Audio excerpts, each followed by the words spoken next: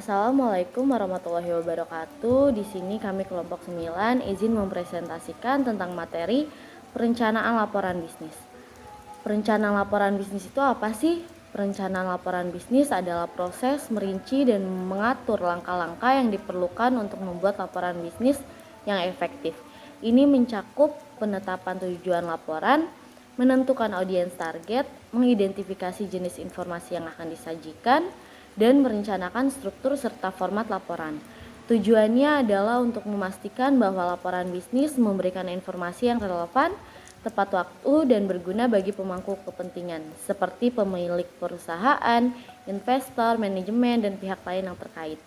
Perencanaan laporan bisnis melibatkan langkah-langkah seperti pemilihan data yang akan dimasukkan, seperti analisis data, perencanaan, visualisasi data, penulisan teks eksplanasi, dan pembuatan ringkasan eksekutif. Semua ini harus disesuaikan dengan kebutuhan dan harapan pemirsa laporan. Selain itu, perencanaan laporan bisnis juga mencakup pemikiran tentang bagaimana laporan akan didistribusikan, kapan akan diterbitkan, dan bagaimana umpan balik dari pemirsa akan diambil dan direspon. Hal ini penting untuk memastikan bahwa laporan bisnis memberikan nilai tambah dan membantu dalam pengambilan keputusan. Secara singkat, perencanaan laporan bisnis adalah tahap awal dalam proses pembuatan laporan yang memungkinkan penyusunnya untuk mengidentifikasi tujuan, audiens, dan konten yang tepat untuk menciptakan laporan yang efektif dan informatif. Dan di sini saya akan menjelaskan pengertian dari laporan bisnis. Laporan bisnis adalah dokumen tertulis yang menyajikan informasi tentang kinerja dan aktivitas suatu perusahaan atau organisasi dalam periode waktu tertentu. Laporan bisnis yang dirancang untuk memberikan pemahaman yang komprehensif tentang berbagai aspek operasional dan keuangan perusahaan kepada pemangku kepentingan seperti pemilik, investor, manajemen, regulator, dan pihak lain yang terkait. Di dalam laporan bisnis terdapat jenis-jenisnya juga. Yang pertama adalah laporan individu atau laporan resmi, yang kedua adalah laporan rutin atau laporan khusus, dan yang terakhir ketiga laporan internal atau eksternal. Dan di sini saya akan menjelaskan apa sih yang dimaksud dengan laporan individu atau laporan resmi. Laporan individu atau laporan resmi adalah jenis laporan yang disusun dan diajukan oleh satu individu atau seorang pekerja dalam konteks organisasi ataupun bisnis. Laporan ini memiliki tujuan tertentu, biasanya untuk memberikan informasi, dokumentasi atau hasil kerja individu kepada manajemen atau pihak terkait. Di sini juga ada beberapa contoh laporan individu. Yang pertama ada laporan keuangan pribadi, ada laporan kinerja karyawan, dan ada laporan penelitian atau analisis. Dan yang kedua tadi dari jenis laporan bisnis itu ada laporan rutin atau laporan khusus. Laporan rutin dan laporan khusus adalah dua jenis laporan yang digunakan dalam konteks bisnis atau organisasi untuk tujuan yang berbeda.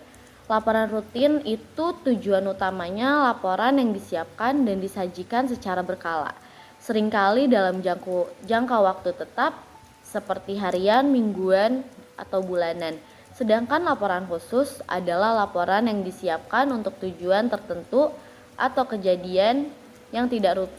Mereka dibuat saat ada kebutuhan khusus untuk mengumpulkan, menganalisis, atau menyajikan informasi tentang situasi atau proyek tertentu.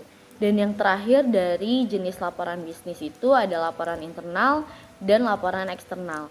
Laporan internal dan laporan eksternal adalah dua jenis laporan yang dibuat oleh perusahaan atau organisasi untuk tujuan yang berbeda dan ditujukan kepada pihak yang berbeda. Perbedaannya dari laporan internal itu disiapkan untuk keperluan internal perusahaan atau organisasi. Mereka ditujukan kepada manajemen, departemen, atau pegawai perusahaan sendiri. Dan kalau laporan eksternal itu disiapkan untuk tujuan eksternal dan ditujukan kepada pihak di luar perusahaan atau organisasi, seperti pemegang saham, investor, pemerintah, dan masyarakat umum. Baik, di sini saya akan membahas tentang bagian pokok dari laporan bisnis. Yang pertama ada pendahuluan. Tujuan dari pendahuluan pada laporan bisnis adalah untuk memperkenalkan konteks laporan dan mempersiapkan pembaca untuk temuan utama.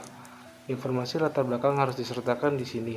Contohnya dalam laporan internal perusahaan, penerbangan tentang bagaimana merekrutasi sistem penetapan biaya. Yang kedua ada metodologi.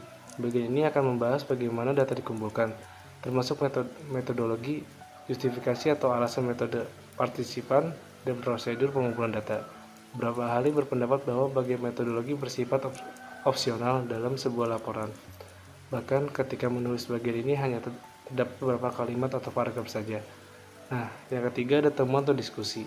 Bagian yang paling penting di mana semua fakta dan detail dinyatakan dan hasilnya ditemukan.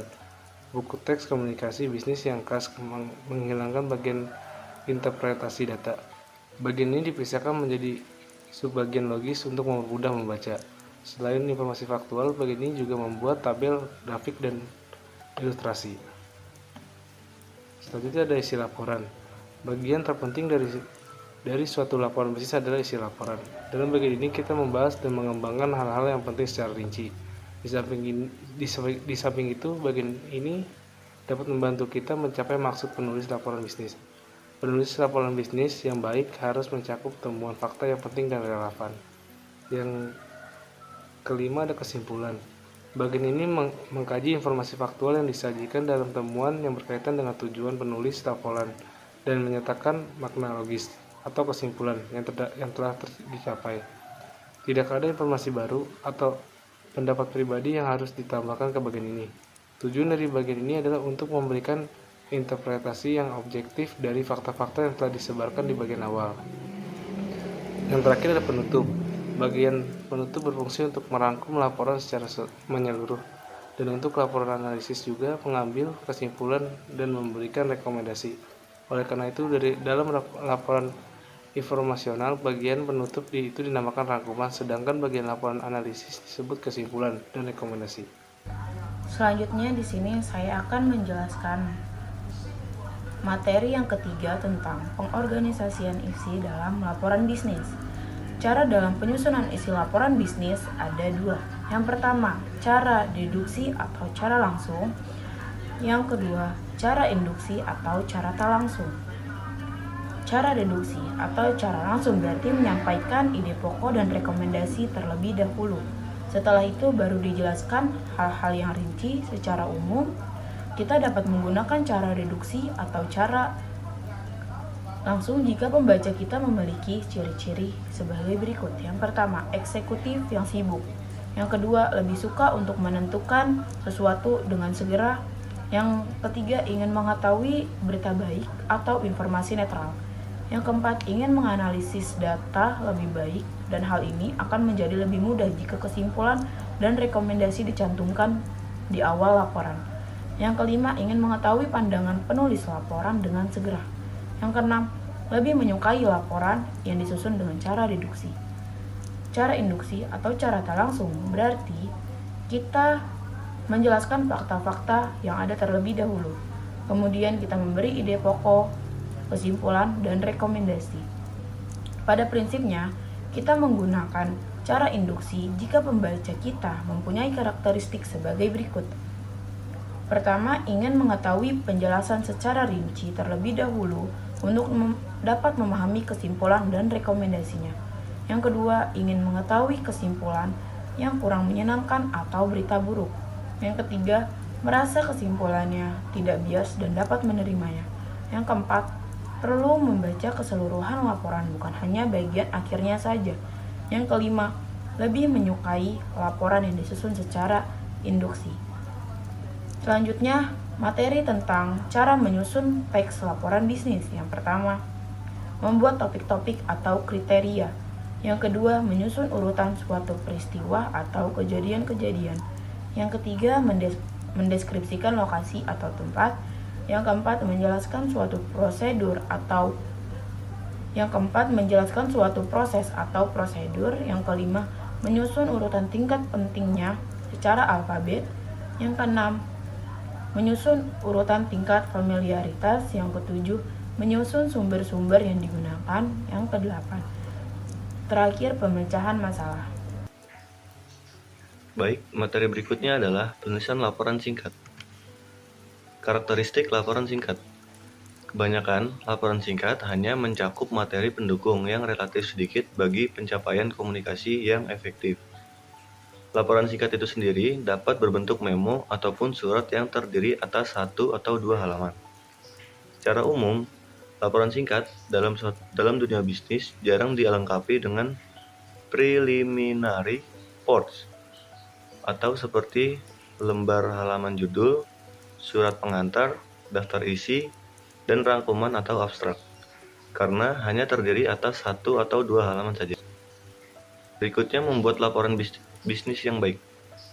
Laporan bisnis yang baik dibuat oleh satu organisasi yang sangat diperlukan untuk berkomunikasi baik dengan pihak intern maupun ekstern. Ada 3 hal yang harus ada dalam suatu laporan bisnis. Yang pertama, harus akurat. Yang kedua, keputusan yang baik. Yang ketiga, format, gaya, dan organisasi yang responsif. Berikutnya, perencanaan laporan singkat. Ada beberapa hal yang perlu diperhatikan, antara lain audiens, tujuan, dan subjek laporan. Masing-masing elemen akan mempengaruhi format dan panjang, gaya, serta organisasi suatu laporan. Ada beberapa format laporan yang dapat dipilih oleh penulis, antara lain pre-printed, bentuk sebelum dicetak pada dasarnya. Berikutnya, penentuan struktur dasar. Ada 2 masalah yang biasanya muncul dalam menentukan struktur dasar, yaitu informasi yang seharusnya dimasukkan, apakah semua data akan dimasukkan atau mengeliminasi beberapa data. Yang kedua, pendekatan psikologis, apa yang sesuai dengan pembaca tertentu, apakah menggunakan direct order atau indirect order. Berikutnya, pengorganisasian laporan singkat.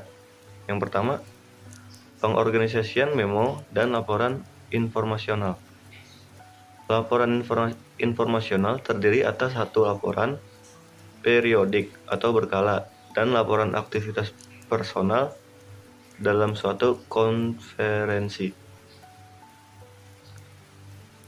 Yang A, laporan periodik berkala.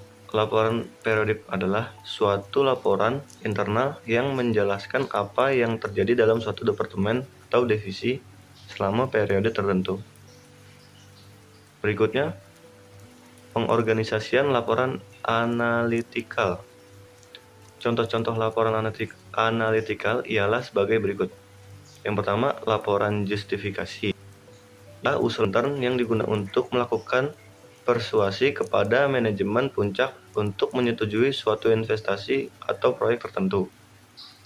Yang B, usulan bisnis baru di luar klien. Usulan untuk pihak di luar klien dimasukkan untuk memperoleh produk.